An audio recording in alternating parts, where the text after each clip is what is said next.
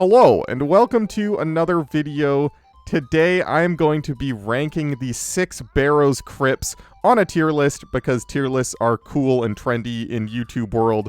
So, I'm currently doing a lot of Barrows on my TaskSpoon account. And speaking of that account, if somehow this is the first video that you're ever watching of mine, hi, my name's Teaspoon, and I'm trying to collect every item in Old School RuneScape, one random task at a time. So if you want to see my journey, there's videos about it right here. Click them. Okay, for a task that will remain unnamed for spoilers' sake, but I thought it'd be funny to overanalyze all of the Barrows Brothers crypts and rank them from best to worst. I don't really know why, but I thought it'd be entertaining, so here we go. We're just gonna get started. If you enjoy this kind of video, let me know, press the like button, leave a comment, do something, and maybe there'll be more in the future. But for now, let's get started.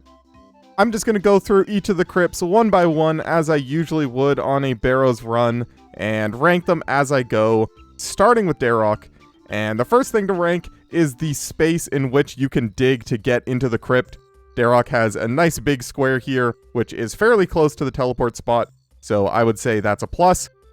Actually, going into the crypt itself, the most important thing is that the sarcophagus is within 2 tiles of the spawn point, meaning that it takes 1 game tick to search it and spawn the brother. Very important, which Darok is. The room itself is a nice, even square-like shape. These corners kind of bother me, but that's okay. The room is very clear of rubble, so if you're trying to get the achievement where you don't let him hit you, you have lots of room to kite. And Darok himself is a relatively easy fight. As long as you keep prey melee up, he can't do anything. So I would rank this an S tier. The next brother that I would typically kill on a Barrows run is Aram, smack dab in the middle, nice big square, so extra points to it there. The crypt itself, again, most importantly, the sarcophagus is within 2 tiles, meaning you can search and spawn Aram in 1 game tick, which is very important. But the room itself is this weird sort of V shape at the bottom, and I don't know why, but I just don't think it looks very good, so I'm going to take some points off for that. But Aram is annoying. I am currently using a blowpipe to kill Aram, meaning that if I want to avoid prayer drain, I have to switch to my Gommel hilt on the last tick before the prayer drain happens. So I'm going to take points off for it there, but I guess that's not really Aram's fault. It's just my experience recently. So Aram himself, I mean, I guess he's fine. You do have to switch combat styles because magic is not strong enough to kill him quickly. So I'm going to take a few points off that too. He also drains your melee stats while you're fighting him, even if you have Protect from Magic on, which is kind of annoying when I go to kill stuff for percent in the crypts, so. And I think that ends up putting Aram in the C tier, honestly. Not very impressed. Especially considering he's the only brother that I don't use magic to kill. The fact that I have to bring an extra ranged weapon just to kill Aram definitely puts him in the C tier. Kinda cringe. Moving on, the next brother I would usually kill is Varak. The square is a little bit smaller than the other ones, but I guess it's fine. Close enough to Aram that it's not too big of a deal.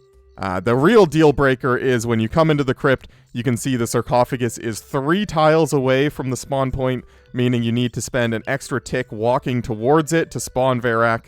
Extra cringe. And then once you spawn him, prey melee is not enough to block all of his damage, so I'd usually end up entangling him and then walking 1 square away and turning off my prey melee just to save a few prayer points as I go through.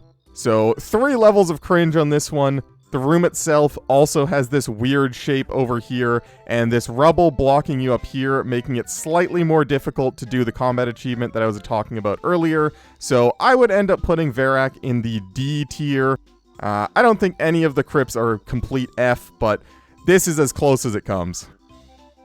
Next in line is Toureg. Toureg has the smallest square of available tiles to dig on to get into the crypt, which can be kind of annoying considering I'm running from all the way up there, all the way down here.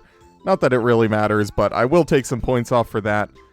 Fortunately, the sarcophagus is, again, within that 1 tile range, so it only takes 1 tick to spawn the brother. And Toureg, I mean, I gotta feel bad for the guy. None of his pieces of armor are that useful. His set sucks. His weapons suck. He can't hit through prey melee. He is essentially useless, so Gotta feel bad for him there, but in terms of efficiency, it actually makes it a lot easier, so I guess that will give him a few extra points. The room, again, is a weird shape, sort of a rectangle with this extra little bit sticking out here. Not a huge fan. I would put that in the B tier overall, though. Not too annoying, but definitely not my favorite. Moving on to Carol, his crypt has the most amount of available squares to dig on to actually get into it, but 90% of them are useless because you're only going to ever use the top row because that is the closest to the other crypts. But I guess that's fine. It does give lots of options here. This tile is close to that crypt and this tile is close to that crypt, so I'll give it some points for that. The crypt itself is a terrible shape. I always hate the Carol crypt.